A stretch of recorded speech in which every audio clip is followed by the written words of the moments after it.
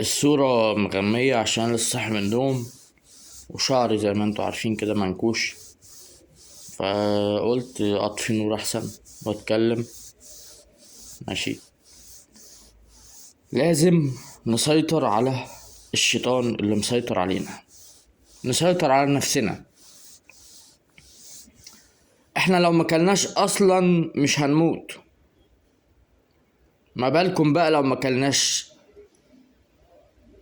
فراخ ولا بيض ولا لحمة ولا سمك.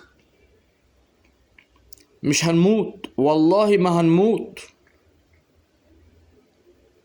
احنا لازم نحارب الشيطان.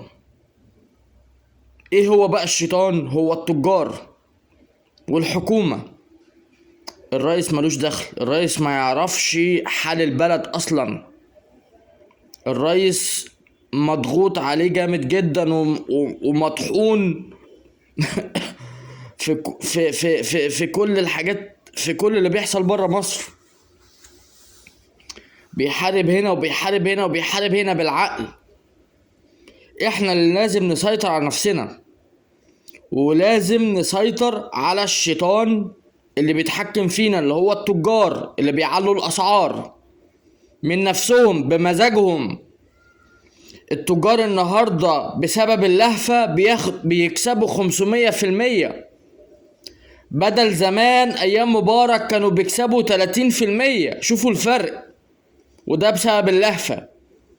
والله لو ما كلناش سمك ولا كلنا بيض ولا كلنا فراخ ولا كلنا لحمة، والله ما هنموت. مش هنموت من الجوع لو ما كلناش.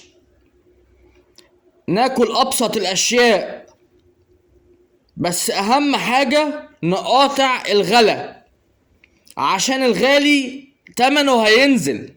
لازم، مفيش كلام تاني.